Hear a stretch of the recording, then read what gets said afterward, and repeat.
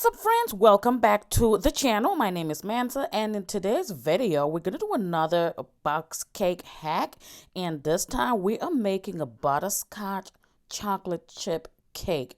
You heard that right. Look at those chocolate chips picking through. So delightful. Let's get into the video.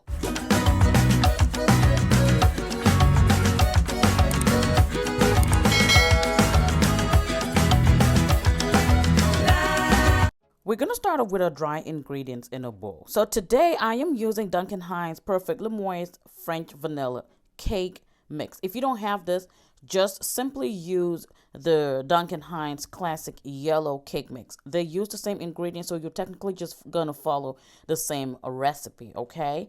All right, so for today, I just opt to use the French Vanilla because it's been a while since I worked with it, all right?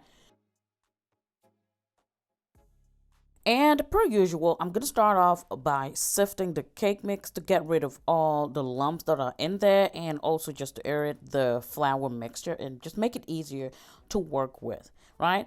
And then the second dry ingredient today, it's going to be this instant pudding mix, which is the butterscotch flavor. If you don't have that, you can use the French vanilla, but you're going to be missing a huge part of this recipe. So yeah, I am using this Jello butterscotch instant pudding mix. And y'all, it's going to give it that slightly brown color and just so much flavor. And it pairs so beautifully with the chocolate chip. Trust me on that one. Yeah, just whisk to incorporate. And then those are our dry ingredients. We're going to put it aside. And then in another bowl, we're going to start off with our wet ingredients. So here I have 4 eggs at room temperature. The recipe typically requests for 3 eggs, but I added an extra egg for more richness. And in place of the 1 cup of water, I'm going to be using 1 cup of heavy whipping cream. And it's going to add so much deliciousness. Also, I am adding 1/4 cup of vegetable oil, so just a little bit instead of what the recipe asks for. And then I'm using 1/2 cup, which is 1 stick of melted unsalted butter, and this pairs so well with the oil. And then I would add a dash of vanilla extract. Again, all the ingredients I use will be in the description box. I would leave a link to the direct recipe on the website. Once you click on it, it takes you directly to this particular recipe. And feel free to check out more recipes on the website as well. So now it is time to mix dry and wet ingredients together. And then I would go in with my hand mixer. You can use a whisk to do this if you do not have a hand mixer, but it's just going to take a little while. So here I follow the instructions at the back of the box, which is to beat on low speed for 30 seconds and then beat on medium-high speed for an additional 2 minutes. Do not forget to scrape down the sides of your bowl. You can see that the mixture is becoming a little brown, and that is because of that butterscotch instant pudding mix that we added in there. But do not worry, it's going to be so perfect. I know y'all are like, Mansa, you said chocolate chip. Where's the chocolate at? All right, here it is. I am using 1 cup of chocolate chips, and y'all know this is the brand that I like, this Ghirardelli, and this is the Dutch process, so it is dark and very, very rich. So I am just tossing it in about 2 tablespoons of all-purpose flour, and the reason I do this is to make sure that the chocolate chips do not just, sink to the bottom of the cake. We want them all suspended within the cake so that each bite is going to be full of that chocolatey flavor. So that's a good tip right there.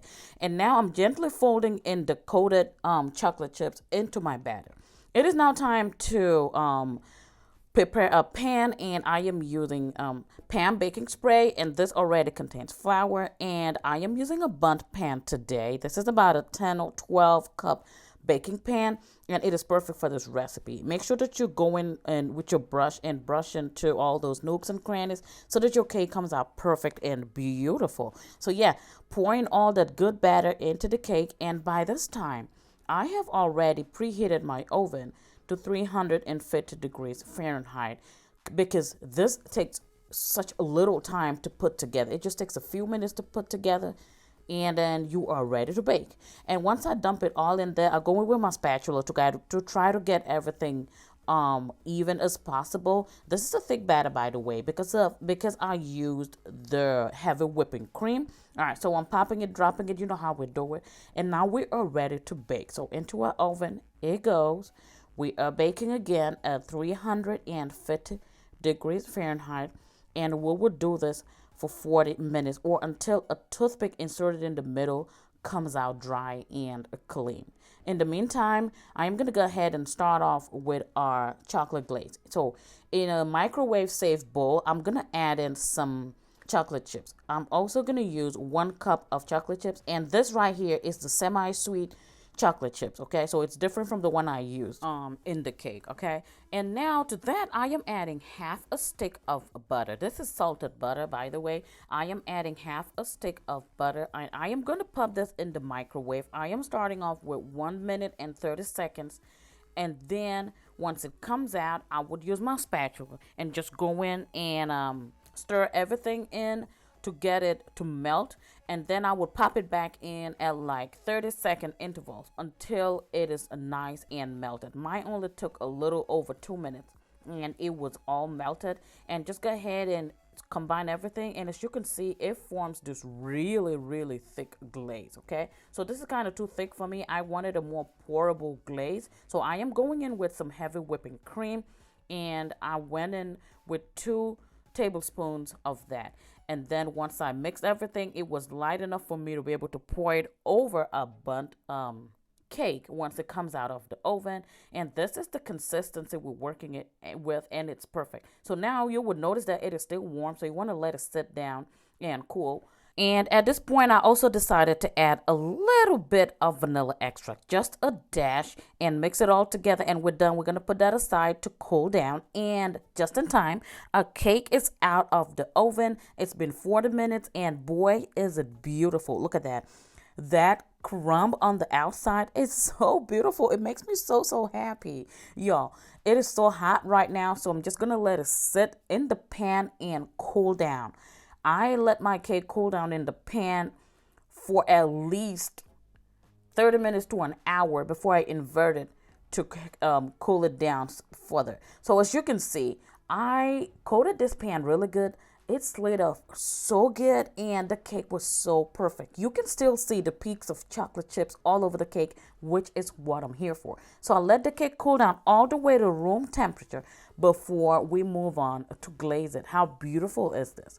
So now it is time to glaze. The glaze is cool, and the cake itself is also cool to the touch. So I'm just going to go ahead and pour this glaze on the cake to my heart desire. And by the way, the amount of glaze we made was perfect for the cake, so I didn't have any left over, because sometimes I have leftovers from the glaze and it just wastes. But this particular one is just perfect for it, and I am happy about that. If you guys are enjoying this video, please show me some love by hitting on that like button.